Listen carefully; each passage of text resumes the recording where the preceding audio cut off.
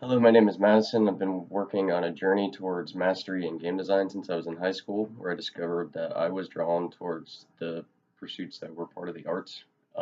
Even before high school, I loved sketching and drawing, and that eventually would turn into a love of landscape and portrait photography, which I discovered felt kind of artificial and rigid to me as a career. That's when I discovered I loved making video games, and more specifically making 3D environments, which kind of mimic my love of landscape photography, um, and that's what kind of brings me to the master's journey that resonated with me the most, and that's Teresita Fernandez.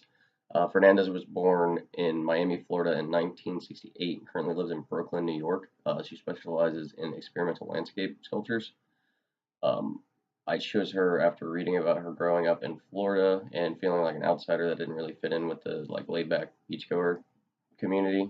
She was drawn to the arts because it kind of seemed like the loner thing to do, and realized that the things she was making in art were kind of felt superficial to her and were came to her way too easily. Later, she would discover an affinity for metal sculpting, and this would help her kind of sculpt her public persona. From her journey, I believe that the concept of sculpting one's persona is something that is important as an artist. And something I've been trying to do work on because the way society sees you as value. Something that I have been trying to do myself is dress like a professional every day. So when people see me, they don't think of me as anything but a professional when I'm in working environments. Um, so the two questions I would ask my master if I ever got a chance to meet Ms. Fernandez is how do you keep your perception limber enough to recognize the way you are perceived by others and use that information to adjust your persona so that it fits your needs?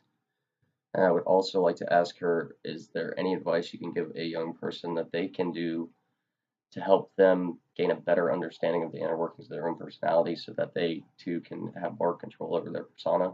From this chapter,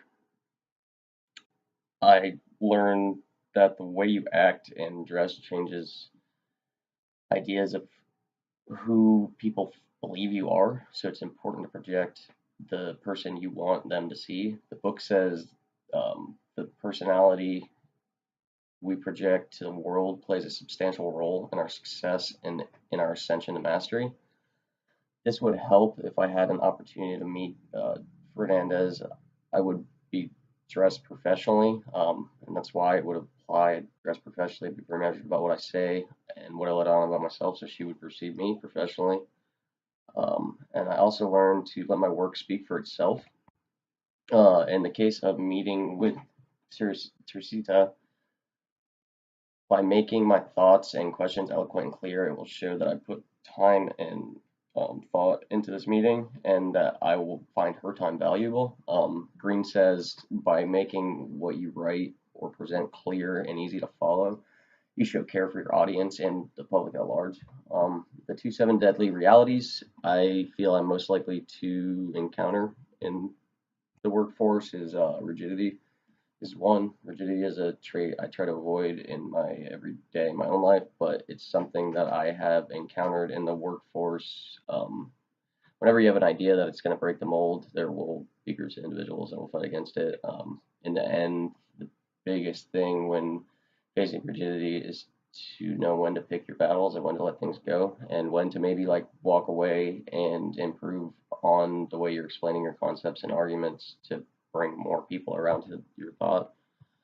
And the other one is laziness. Laziness is something that I have ran into several times in my journey to become a master of game design. Most projects I've worked on, there has always been somebody in the group who would make excuses as to why it's okay for them to do less work and put in less effort than everyone else in the group. And in the end, you know, having that person that wasn't working as hard as everyone else affected projects and portfolio pieces for me and others that were.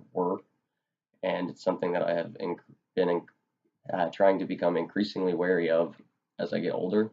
I know what will go on in my professional life, and I need to do my best to watch out for it and properly address it when I encounter it.